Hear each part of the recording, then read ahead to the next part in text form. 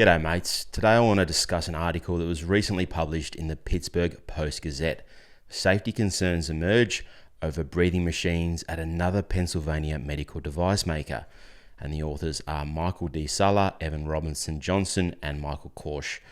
Drive Devilbiss Healthcare abruptly stops making machines at its Somerset facility in 2021. It was published March 19th, 2024. Here we go, and I'll provide some commentary along the way. Months after Philips Respironics launched a massive recall of its breathing machines fitted with an industrial foam capable of spewing dangerous particles and fumes into the lungs of patients, another device maker just 60 miles away fired off a letter to customers that it was abruptly dropping its popular machines. Drive Devilbiss Healthcare said the news was unfortunate short notice, but it would no longer be making its sleep apnea devices after delivering them to customers for decades from its sprawling facility in Somerset. The company's CEO blamed a shortage of parts driven by the pandemic and hurdles in obtaining electronic chips as among the reasons for ending the sales of what was once the company's signature devices. But what was not disclosed in the letter was that the Devilbiss machines were fitted with the same type of foam as the Philips devices, a material that can degrade and release volatile organic compounds, including formaldehyde, into the noses and mouths of users. Though the global company had posted a statement just 2 weeks after the Philips recall in 2021 that its DV5 devices were packed with the polyester-based polyurethane foam, it did not launch a recall or take steps to remove the material because the company said it did not find the same problems.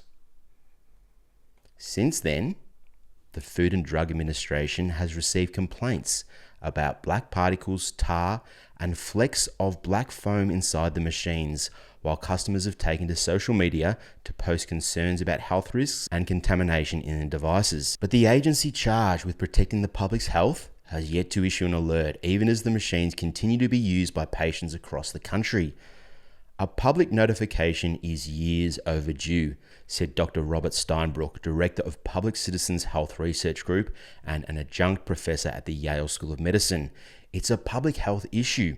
The FDA should have considered a recall and a notification to consumers in the wake of the Philips recall, which the FDA classified as the most severe because the devices could lead to serious injury or death. The foam was singled out as the reason for what became a global health crisis. To my horror, since Devilbiss halted the production of its machines, several complaints forwarded to the FDA about the DV5 models describe crumbling foam and debris inside the machines that are only supposed to deliver clean air. In one complaint in 2022, a device user described waking up with a nose full of black snow. And another machine user last year detailed black debris in my Cpap and foam that had turned into black sticky tar-like substance. And we've got some damning evidence of this, which I'll show you later. To my horror, wrote another in 2023, the foam particles are breaking up and shedding is all over the fan motor and the chamber. In emailed responses to the Post-Gazette, Devilbiss defended its attention to safety standards, saying the company used the polyester foam in its DV5 machines, also known as the IntelliPap or Sleep Cube, but has not detected any safety or performance issues. In all, the company said it made about 665,000 of the machines since 2007 in 5 different models to treat sleep apnea, a chronic disorder that causes breathing to stop and start during the night. After learning about the Philips recall in 2021, Devilbiss said it commissioned a risk assessment of its devices, which was measured against the latest regulatory standards and found the devices were safe for patient exposure. But the details of those assessments, including the testing methodology used by the company, have not been released to the public, despite warnings by scientists and industry experts that the foam should not be used in breathing devices. Tests of the material in the Philips machines reviewed by the Post-Gazette and ProPublica and carried out by 3 independent labs in 2021 found the foam emitted chemicals at levels that exceed safety threshold established by multiple organizations, among them formaldehyde, a compound used in plywood and fertilizer that has been tied to respiratory ailments and some cancers. Shouldn't laugh at that. It's just so shocking. Plywood and fertilizer, formaldehyde, no good. You need to remove the foam, said a long-time engineer familiar with these tests and who spoke on the condition of anonymity because the person still works in the industry. You have a compound that is known to degrade, 100%. It's fundamental chemistry, 100%. You can't change the way chemistry works. The potential harm outweighs the probability that it's safe. Tick. Both Devilbiss and the FDA said that because of the different interior design of the DV5 device and the location of the foam in the machines, the risks are not the same as the Philips device machine. So what they're saying there is the foam is the same, but because of the interior of the device and where the foam is, then the risks are not the same. That, my friends, is what we call a big fat lie, and I will show you that right now. The risks are worse. There's a lot more foam in this machine, and it is directly over the fan. All right, so here it is here. The air comes in here. This is all the foam here, completely exposed. And this is the intake of the fan right there.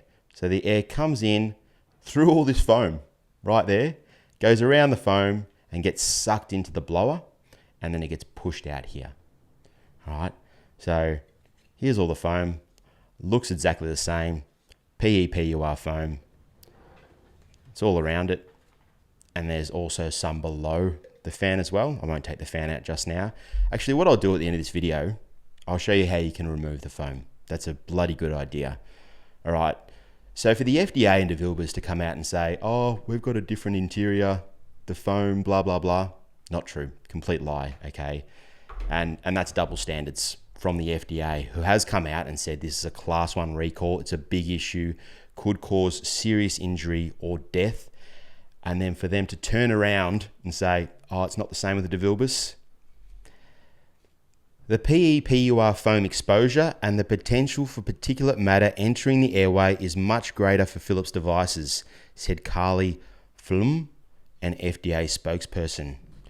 Oh, dearie me. She said there's currently no evidence of a safety signal that suggests the devices present a significant risk to users.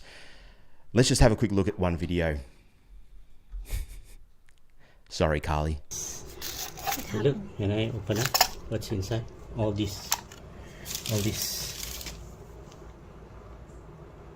You're this, breathing all all this. black stuff. Oh, yeah. This the sponge or the gasket to hold this thing together. The motor. Where did this come from? It's inside. This is holding this fan. They're supposed to blow. Look at that there. Have a look at that there. Look inside the blower. And they're saying that it's not the same risks. Look at that. Look how much black tar, snow is in that blower. They're supposed to blow everything inside. Oh, there. Through this. Yeah. Yes, through this. Show this. Everything. There we go. Look at it. Like this, so black. Wait, let me see. Look. That's the blower casing. Oh, black. That's inside the fan. So I'm breathing in all these things. Yes, you are. Here it Look at is. the Cpap. Look at it all. Right, I open up. Now I see. This is what I'm breathing in. All this one. Now, and see what's inside. I wouldn't know that this is in this kind of a condition.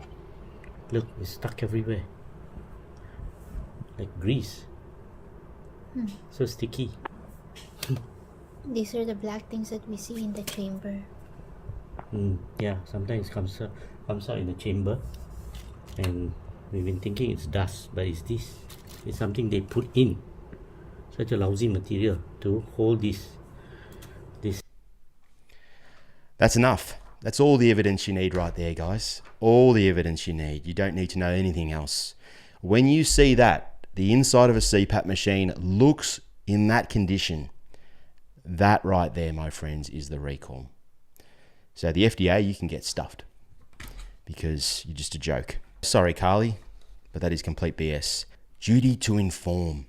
At least 2 of the complaints filed with the FDA indicate that the particles reached the hose and masks of users, and other users shared their concerns on social media, pointing to the same problem. The reports I see do not look good, said Madri Kinnard, a former FDA analyst who founded a company in York that tracks the agency's data. Internal correspondence obtained by the Post-Gazette between the FDA and Devilbiss show that the federal agency itself raised concerns earlier this year about the material in a Devilbiss oxygen concentrator machine. I've got one of these and I will have to open it up.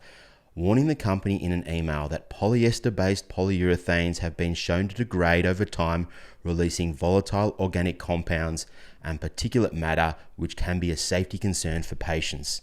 So there you go. So the FDA emailing Devilbiss saying the PE-PUR foam is a safety concern for patients with your oxygen concentrators. But here you have a Cpap machine used 8 hours a night by people.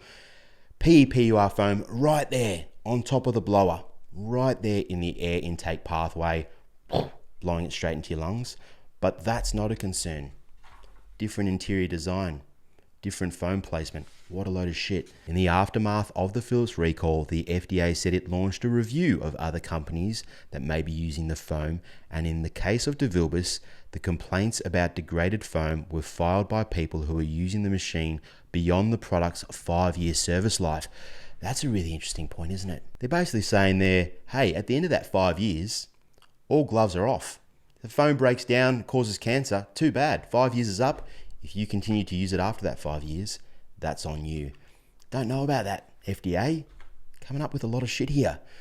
The FDA continues to strongly encourage consumers to follow the required labeling of their medical devices.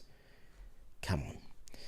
The veteran engineer who reviewed the same complaints about the Devilbiss Cpaps said there was no way for the agency to know when the foam began breaking down, the first year or a decade later. It's not like on the first day of the 6th year it starts to degrade, the engineer said.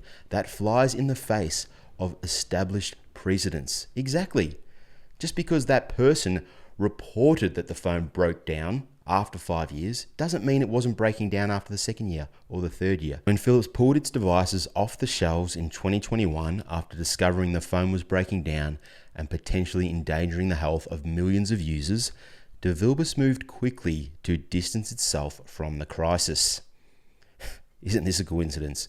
The company posted an online notice on June 29th, 21, saying that it used the same type of foam inside the DV5 models and that it would continue to monitor future reports about the machines, but there did not appear to be any problems. 2 months later, the company sent a letter to consumers on August 25th and announced it would no longer be making sleep apnea devices after 35 years in the business. Those devices include the company's next generation DV6 machines, which were unveiled in 2016 with a different foam not known to break down. CEO Derek Lampert said the company, which once controlled about 7% of the nation's sleep apnea market, would continue to honour the warranties on the machines and keep selling parts, including filters and tubing, to support continued usage of the Cpaps by users. The letter was dated on the same day the FDA finished an inspection of the Somerset facility, where regulators turned up a slew of deficiencies, including poor management and review of complaints about the company's devices, most notably its oxygen concentrators. I'm going to have to check out this oxygen concentrator. I've got one in my garage right now. Keen to take it apart and check out what's going on inside it. In early 2022, Devilbiss sold its sleep apnea business operations to 3B Medical, now called React Health, for $2.25 million plus future royalties, according to the sales agreement, but continues to investigate all complaints and potential problems that could put patients at risks. Deary me, could be big problems for React Health. A flurry of bits. In the aftermath of the company's decision to stop making Cpap, users of the machines turned to social media websites including Reddit and YouTube to press for more information about potential risks. The machine blows out very small pieces of black disintegrating foam, one user wrote on a sleep apnea support board in 2022, When I try to clean it up, it leaves black tar-like smears. Another noted that he woke up with nostrils full of flecks of black foam.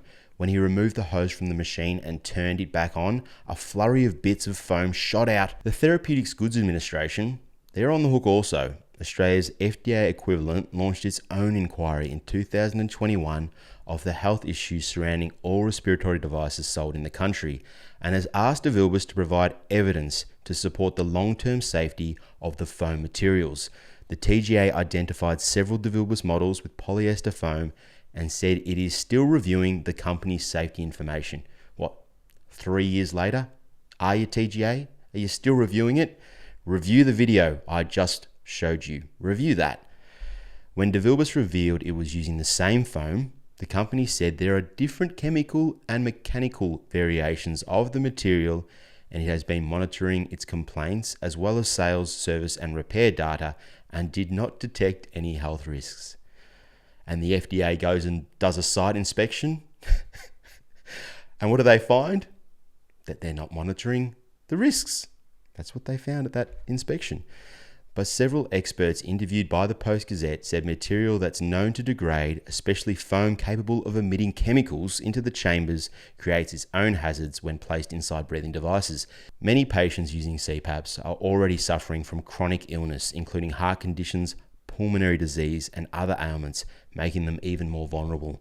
Very true. One US medical researcher who has written extensively about the health emergency caused by the Philips recall said a broader review of all breathing devices fitting with foam should take place in the US. Good luck. Good luck. I think the reason the FDA, the TGA, these health organizations responsible for the public health safety are not following up on this is because they have put it in the too hard basket. They can't be bothered. Maybe they don't have the resources. I don't know. They've had their hands full with Philips and they've gone, nah, we're not dealing with another one. So good luck to them dealing with the ventilators, the oxygen concentrators. I bet they're all full of this stuff. This is probably so much bigger than just the Philips CPAP recall. I can almost guarantee it. For years, CPAP makers have inserted different kinds of foam in their devices to quiet the humming, vibrating machines that disturb patients and the partners as they slept. The largest Philips competitor, ResMed, said it used different foam in its machines, including silicone, which has not been found to break down like the polyester polyurethane. Didn't they dodge a massive bullet? As early as 2014, the FDA co-hosted a meeting with medical device companies in Herndon, where they discussed the potential dangers of materials packed inside ventilators and releasing volatile organic compounds in the machines. Michael Tweary, former director of sleep disorders research at the National Institute of Health, said most people won't link acute symptoms like coughing or dizziness to the use of a potentially damaged device unless they are warned about the problem. It's kind of like living in a house with lead paint, he said. It's not like you can feel it. And that's where the story ends. All right, mates, here's how to remove the foam from the Devilbiss DV5 series, often called Cpap or Sleep Cube here in Australia. It looks like this. It's relatively easy to do, and from my experience, the noise isn't much difference. So it's a no-brainer. And when we open it up, you can take a look at the foam, and if it's not looking too bad, I'd almost just leave it in there. Now, in order to take the casing off, you will need to purchase like a long Torx head screw, and I'm pretty sure it's number 15. I'm not entirely sure because I threw the screws out a long time ago. You can buy a whole pack of different sizes for like $8. So if you want to just get a bunch, you'll use them at some point in the future. Well, I do anyway.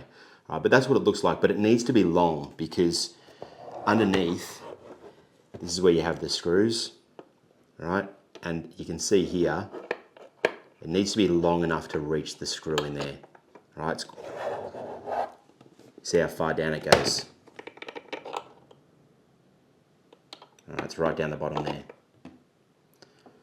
So you need to get something long. All right, but once you do that, it's pretty straightforward.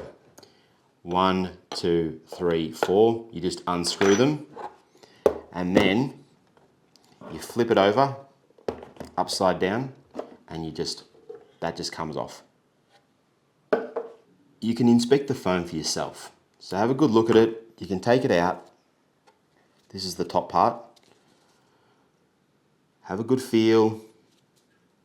And if it looks like it's in good condition, then it's up to you. You can put it back in if you like. You can take it out. I'll leave it up to you. But I'll show you how to take it out now anyway. So this top section, you just pull out. There's another piece that fits in around the blower. You can just take that out as well. And there is another section of foam underneath the blower. That's the air intake there. There's another section underneath the blower. Now, in order to get that out, there's a few more bits and pieces we need to do. So flip it back over. Top lid just pops off. And there is one screw just here.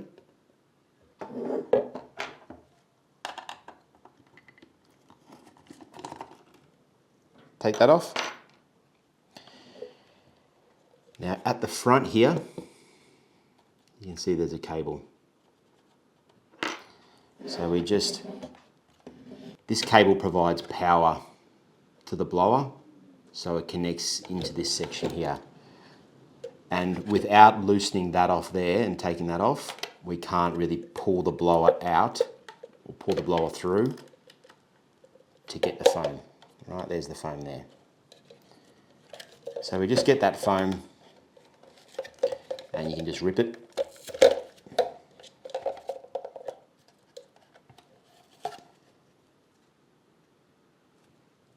All right, and now you've got it all. Now, when I pulled that through just then, this little section, it just sort of plugs in here, and you just sort of push. So you'll see where it goes, but you literally just, let's see if I can get it there for you. It's dark, isn't it? What's it so dark for? Give me some light. There we go, it's better. All right. So we literally just sort of line it up, and you just sort of get the motor, and you just push. Just push it there. You see that? Locked into place. Just push it through, and it comes through this hole there. All right. Now once we've done that, flip it over again. And once we've done that, we just connect it back up again. So pull that cable through, so pull it through again. And then just connect up to the circuit board, connect it back up to the circuit board. Just have one last look there once you've connected it up to make sure that, yep, that gasket is still in place. It's good. Put the screw back in at the top.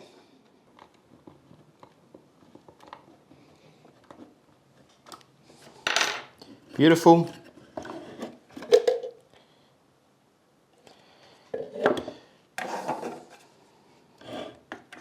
Top casing back on.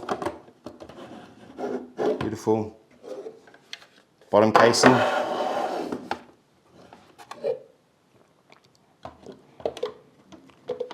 Should just slide in. That's it. And put our filter back in. Flip it over, put the screws in the bottom, and then you're good to go. Now I'll turn it on now so you can hear it.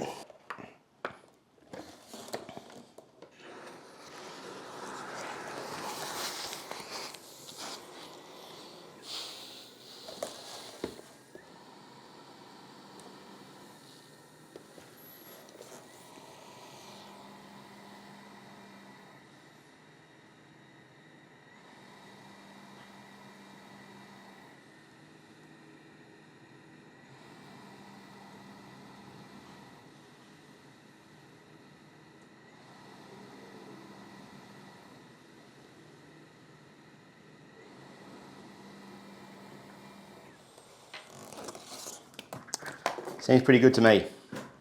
Thanks for watching, mates. Cheers.